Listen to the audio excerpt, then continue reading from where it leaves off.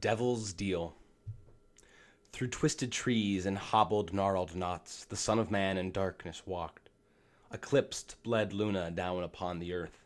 It is the hour of madness now. It is the time when reason flies and blood calls forth. It is the hour of agony. Nearby, upon an olive tree, forlorn of fruit, core-rot diseasing branches all, he rests his hand. From dry, unblemished hand that forged the stones of Everest, Denali, and Fiji, from hidden pores there rose forth scarlet blood. As Moses struck the boulder in Horeb, wherefore the gush? Wherefrom this spring which leaves on palms parting a red right hand as mark on bone-dead wood? It is his agony. Upon a barren stump he slumped, fled care, fled consolation all, but hailing woe and hailing misery unbound. As north to south calls quick and close with magnet poles, so temptation a flare ablaze casts up, a beacon to the prince of lies. From hell the bell is heard. With renewed angered fear, cold crusted ice breaks off of batted wings, as Lucifer the fallen star claws up. The horsefly lord by blood is frenzied mad, and swarms through vapored cracks in bubbling earth, those fell primordial spots from whence crawl bumps of night, that roam while Purgus knocked, and Eve for Hallows Eve. And to Gethsemane the dust eater from adder's hive slunks out. In prayer the words, "If willed this cup let pass, but not my want, but thy desire." Again these words in litany, as if once said was not enough, and repetition's force could calm obtain, or change effect on he who said the words, unchanging one, who from his course could not be swayed, but, human true, did shrink from death's domain and pain's 9 whips. 'Tis then the forked tongue its spark kindled, that tongue which Eve to sin seduced and killed the All-Mother, that countless sons spellbound to serve the one who killed their mom. This tongue a conflagration lit, a light amidst the dark, a warmth on April's cold, sad night. Disguised as angel bright, like bones neath fat, and flies as puppeteers of luscious flesh, did Satan come and speak to Jesus Christ. His words consoling to a dying man, who by nature is driven to cut off limb to save God's precious gift of life. Let not your heart great trouble feel, this cup may pass.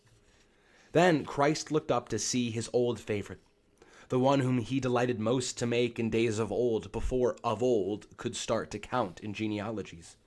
The one whose pride he hated full, but loved who once he was, and even, in a sense, still was.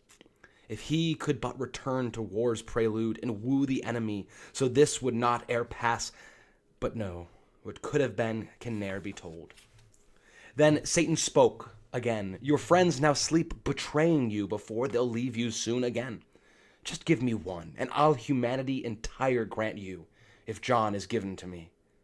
Away from death. A life for life, but no, not John. He's worth too much to me.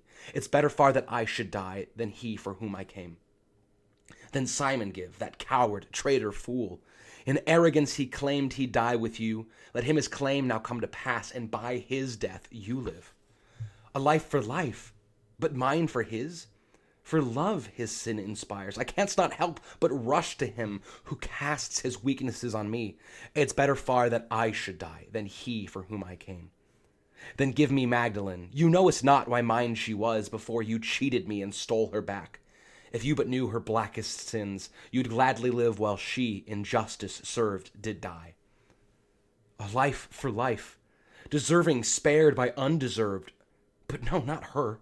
I know her sins far more than you, and couldst not bear to pour mercy no more upon a soul so great. Not her. It's better far that I should die than she for whom I came. So thus did Satan try to swerve from Calvary Jesus. Outside of time, the timeless two did one by one negotiate whom God would rather die than his own son. Some names they spoke you have not heard, forgotten, once buried. But they, the insignificant, whose names are lost, were named and claimed that night by God. My life for she, my life for he, was always spoke by Jesus Christ. Some names you'd know from books of times long past, or not so past. Great men and women of acclaim, who towered o'er the earth, did Jesus claim the chance to them offers salvation too. Among those named are ones we'd damn, we sinners who would form a jury mad, though next on dock for trial. He named them too, the surest ones of hell deserving, he'd not sell to save his life. At last, among their high finite parley, they said your name, O reader, here.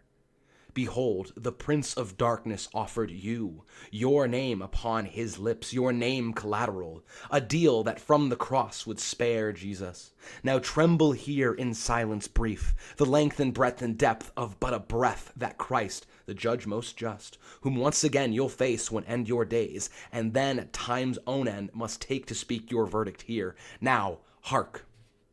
Depart from me, accursed one. I'll drink the foaming dregs, requesting fill it up again. I drink it o'er and o'er. That name speak not, but from your lips be banned. For far too precious unto me is this of whom you speak. I to the rack and screw, to pain and torture all, to mockery and scorn, to ignorance, stupidity, alone, abandoned, cast aside by friends and foes, be treated as the same, and on a tree by God be cursed, to spare this one that fate. Depart from me, you devil foul. Your death you can't prevent, but spur instead the means by which I crush your head. Resisting not, you slave to sin, by sin you'll dig the pit and fall to it, the second death to face. You fool! You had thrice tried by weakness tempt me from my holy course. Why wouldst you try again what workest not?